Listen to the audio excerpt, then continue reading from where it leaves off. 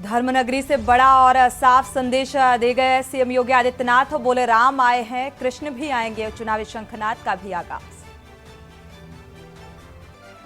स्वामी प्रसाद और बेटी के खिलाफ गिरफ्तारी वारंट। संघमित्रा पर बिना तलाक शादी करने का आरोप। 2019 में खुद को बताया अविवाहित।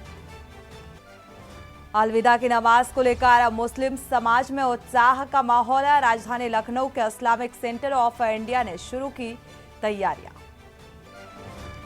रमजान का आखिरी जुमा कल 5 अप्रैल को बंद रहेगा। Varanasi civil court high court से अनुमति मिलने के बाद की गई अवकाश की घोषणा।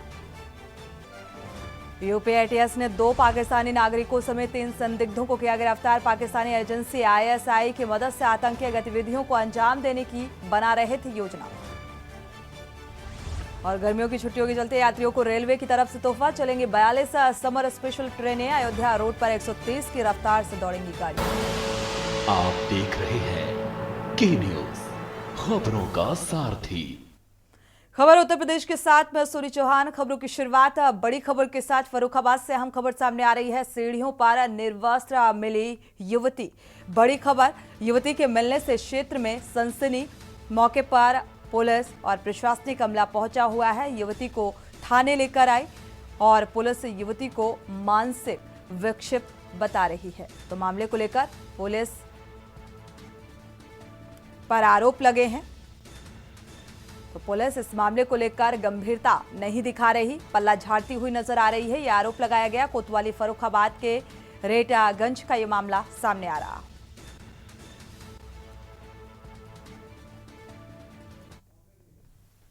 अवस्था क्या, सफाई कर्मी आया था रमेश जी।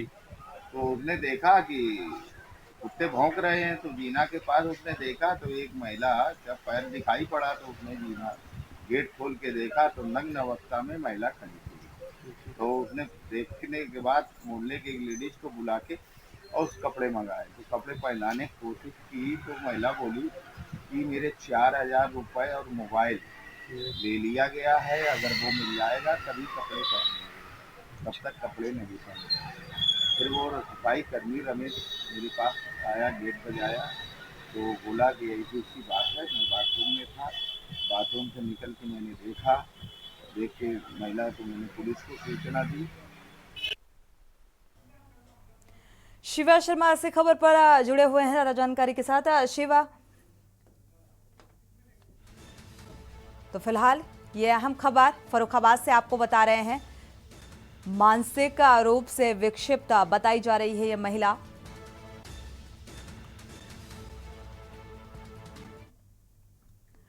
बढ़ते आगे बात करते हैं। राजधानी लखनऊ से अहम खबर सामने आ रही है। 2 पाकिस्तानी समेत 3 आतंकी गिरफ्तार किए गए हैं। हिजबुल्लाह मुजाहिदीन से ले चुके हैं प्रशिक्षण। गिरफ्तारी हुई जिन आतंकवादियों की नेपाल सीमा के रास्ते भारत में प्रवेश कर रहे थे और दस्तावेजों के आधार पर आतंकी खुद को बता रहे थे। भारत नेपाल बॉर्डर से 3 लोगों की गिरफ्तारी की गई है। आईएसआई के निर्देश में मुजफ्फराबाद कैंप में जिहादी प्रशिक्षण लिया और यूपी एटीएस ने टीम, जो यूपी एटीएस की टीम है, उसने इस बात का खुलासा किया है।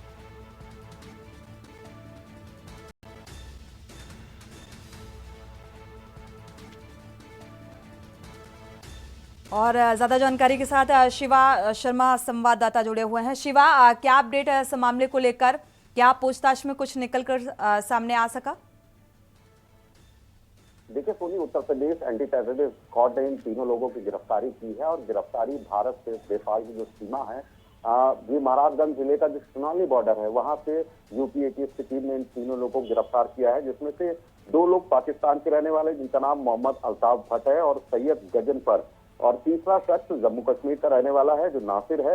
ये बताया जा रहा है कि मोहम्मद अल्ताफ भट्ट लंबे समय से जो हिजबुल मुजाहिदीन है, जो आईएसआई के कहने पर जो आतंकी संगठन काम करता है, उसके अंदर में वो ट्रेनिंग भी ले जा चुका है और ये लंबे समय से कई मंसूबे इसके मन के अंदर थे और इस बात की फिराक में था कि एक बड़ी घटना को अंजाम देना है। ऐसे में इसने आर्म्ड ट्रेनिंग की जो प्रशिक्षण होता है वो पाकिस्तान के अंदर लिया था और वापस वो यहाँ पर आया था।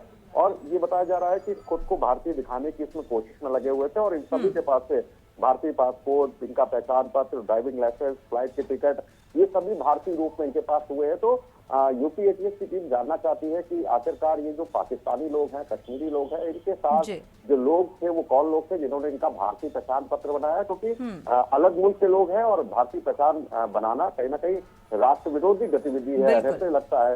तो इन सभी लोगों का भारत में प्रवेश करना किस उम्मीद से था, ये लोग भारत के अंदर क्या करने आ रहे थे, ये जरूर एक नाम निकल के सामने आया कि कश्मीर का जो नासिर है वो आईएसआई के हैंडल सलीम के संपर्क में था, और जो आईएसआई के जो तमाम लोग हैं या हिजबुल मुजाहिदीन के जो हैंडलर है वो इन तीनों को प्रशिक्षण देने के बाद अपना एक टास्क देते थे कि भारत के अंदर तुमको क्या करना है और भारत में प्रवेश करने के अंदर बाद में तुमको कौन कौन से टास्क पूरे करने हैं। तो यूपी एटीएस के शिवा, बिल्कुल यूपी एटीएस ने इस बात की जानकारी दी और इसके साथ ही वो तमाम ऐसे बिंदु कि आखिर किस मंसूबे के लिहाज से ये भारत में एंट्री करते हैं, नेपाल सीमा के रास्ते ये दाखिल होते हैं, और सुरक्षा व्यवस्था पर भी यहाँ पर सवाल खड़े होते हैं, क्योंकि अक्सर ये गतिविधियां नेपाल सीमा में जो सुरक्षा व्यवस्था है आखिर वो इतनी संदिग्ध हमेशा से ही नजर आती रही है। देखिए, बिल्कुल सुरक्षा के लिहाज से भारत के अंदर कोई भी गतिविधि होती है तो उसका सीधे सीधे इंटेलिजेंस से कहीं ना कहीं जोड़ करके देखा जाता है, और ये शायद इंटेलिजेंस का इनपुट था कि यूपी एटीएस ने इतनी बड़ी उनको जो कामयाबी मिली है कि 2 पाकिस्तानी और 1 कश्मीरी युवक को गिरफ्तार किया है, तो जरूर इनका ट्रांजिट रिमांड होगा, और ट्रांजिट रिमांड के बाद एटीएस के अफसर इनसे पूछताछ करेंगे कि आखिरकार ये लोग भारत में क्या करने वाले थे। लेकिन सोनी, एक बात और है कि अगर ये भारत नेपाल की सीमा पे जब इनको गिरफ्तार किया तो इनके पास अलग अलग देशों की करेंसी बरामद हुई है, कुछ नेपाल की है, बांग्लादेश की है, भारत की, अमेरिका की है। तो इन लोगों का जो करेंसी बरामद हुई है, ये लोग कहाँ कहाँ रह करके आए हैं, या अगर नहीं रह करके आए इन देशों में तो जाने का प्लान क्या था, और कौन कौन ऐसे लोग हैं जो अभी इन तीनों लोगों के संपर्क में है और वो भारत के अंदर प्रवेश कर रहे हैं, ये सबसे बड़ा मुद्दा है, और उनका सबसे बड़ा एम क्या है। तो यूपी एटीएस की टीम और साथ ही साथ जो पुलिस हेडक्वार्टर के जो अफसर हैं वो इंटेलिजेंस इनपुट के जरिए उन लोगों को पकड़ने का प्रयास करेंगे और कस्टडी रिमांड से इन लोगों के मंसूबे जानने की जरूर कोशिश करेंगे भविष्य में। बिल्कुल, शुक्रिया इस तमाम जानकारी को साझा करने के लिए। तो फिलहाल पूछताछ लगातार जारी है कि आखिर क्या किस मंसूबे के साथ ये दाखिल हुए, भारत में एंटर हुए और नेपाल सीमा से ये प्रवेश करते हैं, और तमाम अहम बिंदुओं पर अभी भी पूछताछ यूपी एटीएस की जारी है। बढ़ते आगे बात करते हैं हमीरपुर से। यह अहम खबर सामने आ रही है। विकास भवन में लगा कूड़े का अंबार। विकास भवन की सीढ़ियों में गंदगी का अंबार लगा पाया गया। स्वच्छता के अभाव में संचालित हो रहा है ये विकास भवन। मूलभूत सुविधाओं के लिए तरस रहा है और यहां पर गंदगी का अंबार लगा हुआ है।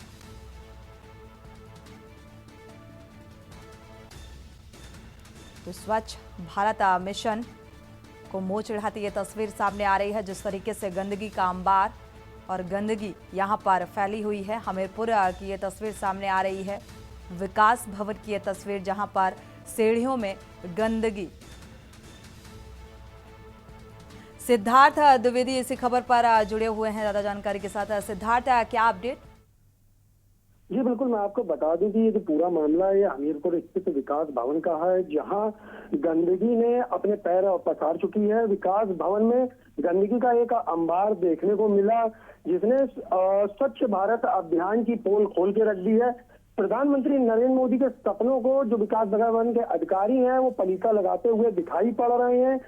विकास भवन जो है वो अपनी मूलभूत सुविधाओं के लिए तरस रहा है। जी बिल्कुल सिद्धार्थ, क्या किसी जिम्मेदार की नजर नहीं जाती इस ओर? क्या उनसे सवाल करने की कोशिश की? क्या कुछ प्रतिक्रिया निकलकर सामने आई? जी बिल्कुल, जो विकास भवन के उच्च अधिकारियों से बातचीत हुई उसमें उच्च अधिकारियों ने बताया कि ये जो पूरा मामला है गंदगी का, ये उनके संज्ञान में आया हुआ है और जल्द ही वो कार्रवाई करे, इसमें आगे की अपडेट देंगे। जी शुक्रिया इस तमाम जानकारी को साझा करने के लिए। तो जिम्मेदार ये विकास भवन की तस्वीर सामने आ रही है, जहां पर कूड़े का अंबार लगा हुआ है और गंदगी चरम पर है, लेकिन किसी भी जिम्मेदार की नजर इस ओर नहीं जाती।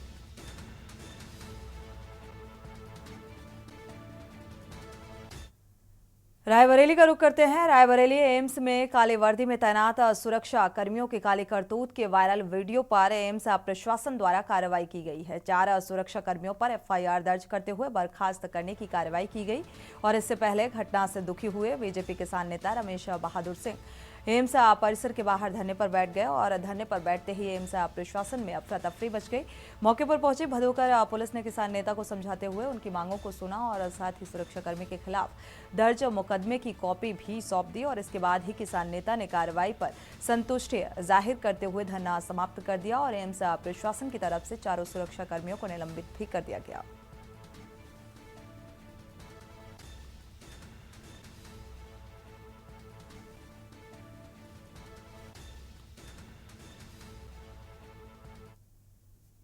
धरने पर मैं बैठा था, अभी कोतवाल साहब आए थे भदोखर से। उन्होंने एफआईआर कॉपी सौंपी है कि मैंने उन दोषियों के खिलाफ एफआईआर लिख दी है और ऑलरेडी ये जो है ये सस्पेंशन लेटर विभाग ने दिया है कि बर्खास्ती का लेटर कि सबको बर्खास्त कर दिया गया। बर्खास्त करके मुकदमा दर्ज किया गया है। हाँ, बर्खास्त करके एफआईआर दर्ज। नहीं, आप जो है नाराजगी जाहिर की, आप संतुष्ट हैं? आप? हाँ, बिल्कुल ऐसा होना चाहिए और दोबारा ऐसी कोई हरकत, इससे ये मिला कि नहीं दोबारा कोई ऐसी हरकत नहीं होगी। मैं पहले ही दिन से एक्शन पर आ गया, दबाव बना, तब ऐसा हुआ। नहीं तो ये तो फिर एम्स सरकारी संस्था है, उसमें गुंडागर्दी के अलावा कुछ नहीं रह जाएगा।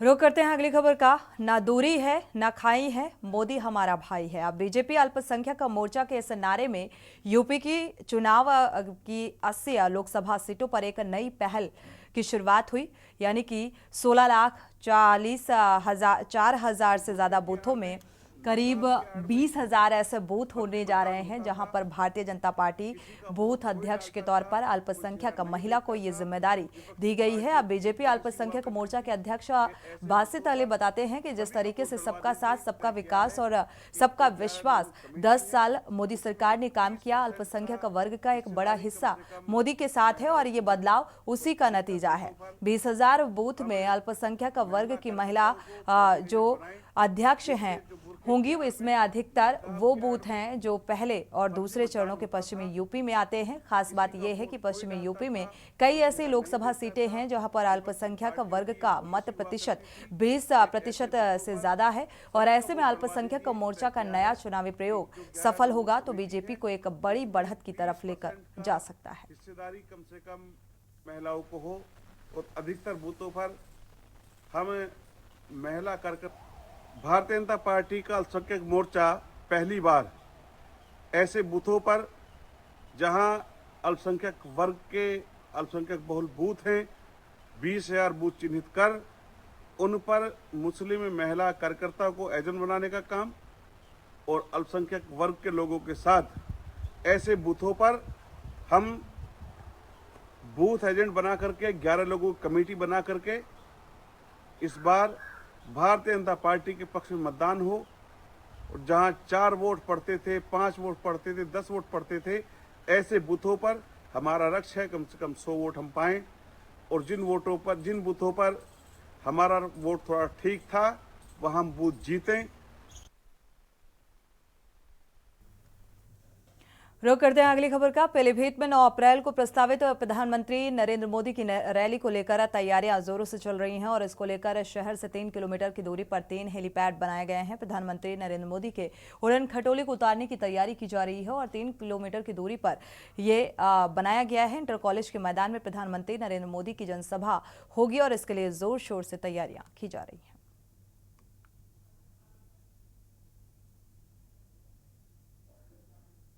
देश के प्रधानमंत्री नरेंद्र मोदी 9 अप्रैल को एक चुनावी जनसभा को संबोधित करने के लिए पीलीभीत पहुंच रहे हैं, जिसके लिए युद्ध स्तर पर तैयारियां शुरू कर दी गई हैं और हम इस वक्त जिस जमीन पर हैं यहाँ प्रधानमंत्री नरेंद्र मोदी के उड़न खटोलों को उतारने के लिए 3 हेलीपैड बनाए जा रहे हैं, जिसके लिए लगातार प्रशासन जुटा हुआ है और साथ ही भाजपा ने भी बड़े स्तर पर प्रधानमंत्री नरेंद्र मोदी के स्वागत की तैयारियां शुरू कर दी हैं और लोगों में लगातार उत्साह देखा जा रहा है क्योंकि पीलीभीत में पहली बार प्रधानमंत्री नरेंद्र मोदी का आगमन हो रहा है और इसके लिए बड़े स्तर पर तैयारियां शुरू कर दी गई हैं। पीलीभीत से वरुण गांधी का टिकट काटे जाने के बाद पीडब्ल्यूडी मंत्री जितिन प्रसाद को प्रत्याशी बनाए जाने के बाद भाजपा लगातार उनकी उम्मीदवारी को मजबूत करने के लिए बड़े बड़े स्टार प्रचारकों को पीलीभीत भेज रही है और लगातार जितिन प्रसाद के समर्थन में लोग वोट की अपील करने के लिए पीलीभीत पहुंच रहे हैं और इसी क्रम में 9 अप्रैल को प्रधानमंत्री नरेंद्र मोदी भी पीलीभीत पहुंचेंगे और भाजपा प्रत्याशी जितिन प्रसाद के समर्थन में एक चुनावी जनसभा को भी संबोधित करेंगे। पीलीभीत से कुलदीप कल्प, के न्यूज।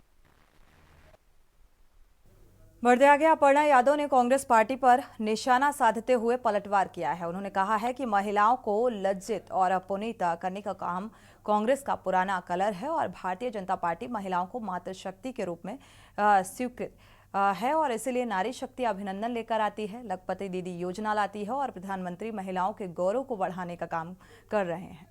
महिलाओं का अपमान करने का काम कांग्रेस करती है और प्रियंका चतुर्वेदी ने इससे पहले इसी कारण से कांग्रेस छोड़ी थी। अपर्णा यादव ने कहा कि हेमा मालिनी पर बयान को लेकर चुनाव आयोग को दखल देना चाहिए। तो नारी शक्ति वंदन अधिनियम लेकर आती है, देश के सर्वोच्च पद पर आदिवासी समाज की महिला को राष्ट्रपति बनाती है, महिला सशक्तिकरण को आगे बढ़ाने के लिए इज्जत दर लखपति दीदी योजना लाती है।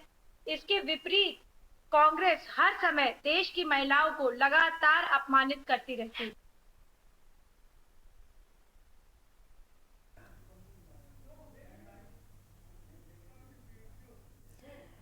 पीलीभीत पहुंचे केंद्रीय सहकारिता राज्य मंत्री एवं राज्यसभा सांसद और भारतीय जनता पार्टी के स्टार प्रचारक बीएल वर्मा ने बीजेपी के उम्मीदवार जितिन प्रसाद के समर्थन में एक चुनावी सभा की और कहा कि प्रधानमंत्री नरेंद्र मोदी के नेतृत्व में भारत ने सभी क्षेत्रों में विकास किया, विदेश में भी भारत की साख बढ़ी है। और इसी दौरान सांसद बीएल वर्मा ने कांग्रेस पर भी जमकर तंज कसा। 2004 से 14 का 10 साल का जो कार्यकाल रहा वो सर्वाधिक भ्रष्टाचार का कार्यकाल रहा। इतना ही नहीं, उन्होंने पूर्व प्रधानमंत्री मनमोहन सिंह को मौनी बाबा तक कह डाला। बीएल वर्मा बोले 10 वर्षों में प्रधानमंत्री का असली रोल नहीं निभा पाए, इसलिए देश में उनके समय के करीब 11.5 लाख करोड़ के भ्रष्टाचार पकड़े गए।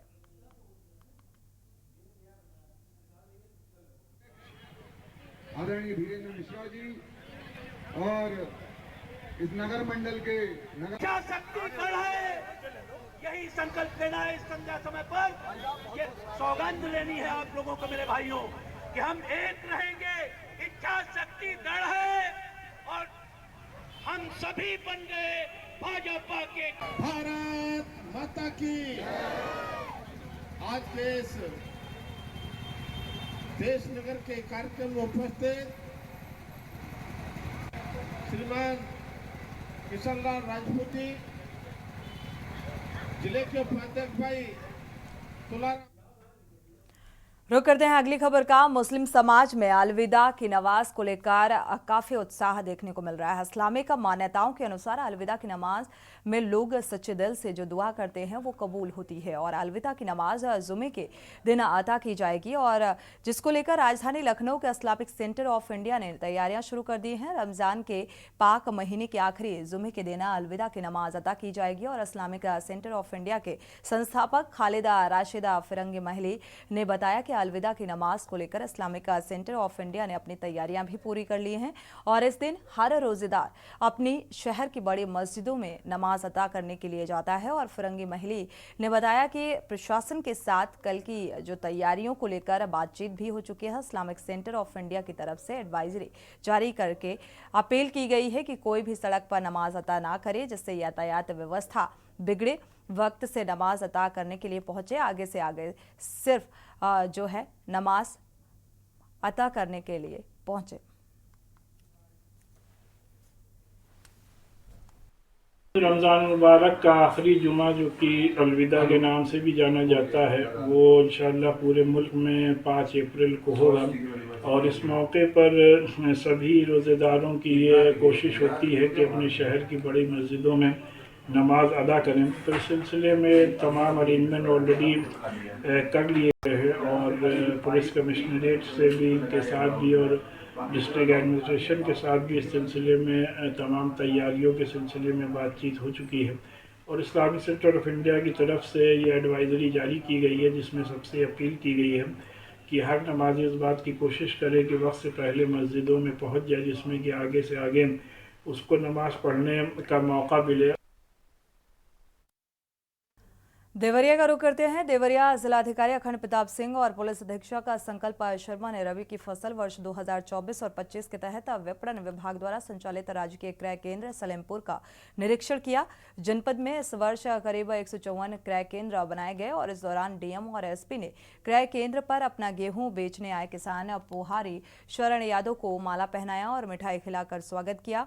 गेहूं का न्यूनतम समर्थन मूल्य करीब 2,275 रुपये निर्धारित किया गया और गेहूं की खरीद 15 जून तक की जाएगी। इस संबंध में जिलाधिकारी अखंड प्रताप सिंह ने बताया कि जनपद में रबी की खरीद की शुरुआत हुई और 1 अप्रैल से शुरू हो चुकी है।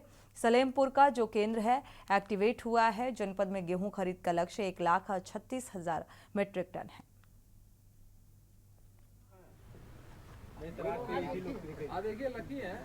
जनपद में रबी की खरीद की शुरुआत जो है 1 अप्रैल से हो चुकी है। आज खरीफ का जो सलीमपुर का केंद्र है वो एक्टिवेट हुआ है और तो हम लोगों ने यहाँ पर आज खरीद की शुरुआत हुई है। इस बार जनपद में जो गेहूं की खरीद का लक्ष्य दिया गया है वो 1,36,000 मीट्रिक टन दिया गया है। तो हम लोग इस फोरम के माध्यम से जनपद के किसानों से ये अपील करना चाहते हैं कि जितने खरीद केंद्र बने हैं उन खरीद केंद्रों पर ही अपना फसल जो है बेचने के लिए ले जाएं। और इसी बीच कौशाम्बी से अहम खबर सामने आ रही है। कौशाम्बी से बड़ी खबर, मंदिर निर्माण के नाम पर अवैध वसूली का काम किया जा रहा है। कौशाम्बी से खबर सामने आ रही है, मंदिर के पुनर्निर्माण के नाम पर 1 लाख की मांग की गई है। तो इंस्पेक्टर के ऊपर चंदा मांगने का आरोप लगा है।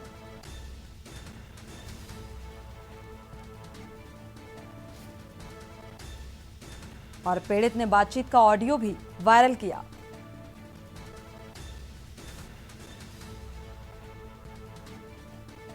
ये 1 लाख रुपए की मांग दरअसल मंदिर के पुनर्निर्माण को लेकर किया गया। इंस्पेक्टर के ऊपर चंदा मांगने का आरोप लगाया गया है और पीड़ित ने बातचीत का ऑडियो भी वायरल किया है। कौशाम्बी से अहम खबर सामने आ रही है।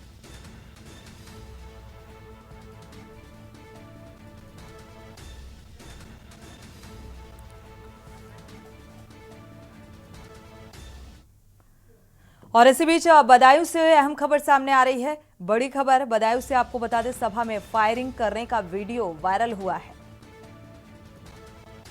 तो बीजेपी प्रत्याशी दुर्विजय सिंह की सभा का यह पूरा मामला, जहां पर फायरिंग की गई। प्रत्याशी ने सभा में फायर ना करने की अपील भी की, बावजूद इसके फायरिंग की गई। बीजेपी प्रत्याशी की सहसवान में सभा चल रही थी और इसी दौरान ये फायरिंग की गई। सामान्य गरीबी से भैया फायर मत करो, मैंने कहा फायर करने की जरूरत नहीं पड़ेगी, अब चिंता मत करो। फायरों को बिल्कुल बंद हो गए और आगे भी बंद हो जाएंगे। मित्रों, मैं आपसे कहना चाहता हूँ, ये चुनाव देश में मोदी को प्रधानमंत्री बनाने का चुनाव है। जब आप मित्रों, मैं आपसे कहना चाहता हूँ, ये चुनाव देश में मोदी को प्रधानमंत्री बनाने का चुनाव है। जब आप प्रधानमंत्री बनाना चाहते हो, बनाने के पीछे वैसे बहुत सारे कारण हैं, लेकिन मैं एक बात सिर्फ कहना चाहूंगा, केवल उसके बाद ज्यादा बात नहीं कहूंगा मोदी जी के बारे में। मोदी जी भी सामान्य गरीबी से भैया फायर मत करो, मैंने कहा फायर करने की जरूरत नहीं पड़ेगी, अब चिंता मत करो। फायरों को बिल्कुल बंद हो गए और आगे भी बंद हो जाएंगे। तो बदायूं से यह अहम खबर सामने आई। बीजेपी प्रत्याशी जब चुनावी जनसभा को संबोधित कर रहे थे और उसी दौरान ये फायर होती हो और बाकायदा उसके लिए मना करते हुए भी नजर आए कि फायर करने की जरूरत नहीं पड़ेगी।